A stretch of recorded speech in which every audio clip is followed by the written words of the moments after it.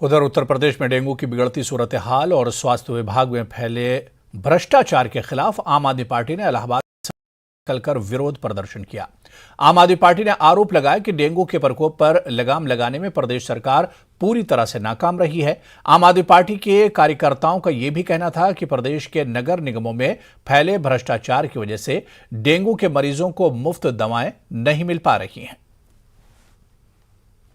जनमानस का भरपूर समर्थन आम आदमी पार्टी को मिल रहा है, क्योंकि मनमानी हाउस टैक्स जो नगर निगम लगा रहा है उसके खिलाफ ये मुहिम चल रही है। शहर के अंदर गंदगी जो फैली है उसके खिलाफ ये मुहिम चल रही है। नाली और नालों की सफाई नहीं नगर निगम करा पा रही है, न महापौर करा पा रही है। इसके खिलाफ ये इस अभियान से आम जनमानस में आम आदमी पार्टी के लिए एक अच्छा मैसेज गया है और आम जनमानस मन बना चुकी है कि इस बार निगम के अंदर आपकी सरकार होगी और हमारा जो काम होगा वो आसान होगा। खबर राजस्थान से है, जहां के सीएम अशोक गहलोत ने ओबीसी आरक्षण को लेकर लगातार मुखर हो रहे लोगों से मुलाकात की और एक एक मामले पर ओबीसी आरक्षण से जुड़े एक एक सवाल का सीएम गहलोत ने खुद जवाब दिया। अशोक गहलोत ने लोगों को किसी की बातों में न आने और भ्रमित न होने को कहा।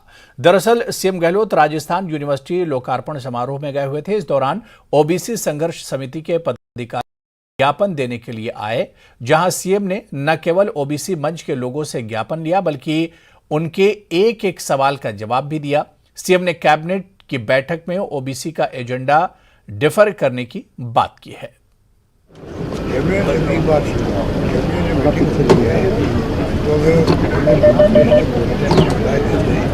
अच्छी लगी प्रताप सिंह जो डिस्ट्रिक्ट बोर्डर क्या मतलब उनके संगठन है, उनकी बात भी सुननी चाहिए। नहीं सुनेंगे कल वो कुछ समझ रहेंगे कोर्ट के अंदर, हम तो करेंगे फिर कोर्ट रुक जाएगा, नुकसान आपको ही होना है।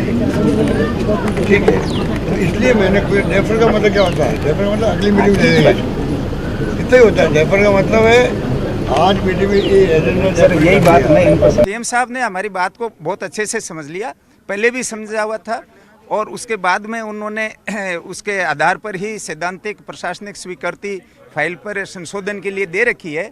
और संशोधन से हम केवल इतना चाहते हैं कि भूतपूर्व सैनिकों के लिए आरक्षण जितना प्रतिशत है राज्य सेवाओं में, अधीनस्थ सेवाओं में, मंत्रालयिक सेवाओं में और सहायक सेवाओं में उतना बरकरार रहे, हॉरिजॉन्टल ही रहे। केवल हम ये चाहते हैं कि जिस तरह से महिलाओं को आरक्षण है वो हॉरिजॉन्टल है, कैटेगरी वाइज है, इसी तरह से भूतपूर्व सैनिकों के लिए भी हॉरिजॉन्टल आरक्षण कैटेगरी वाइज हो जाए।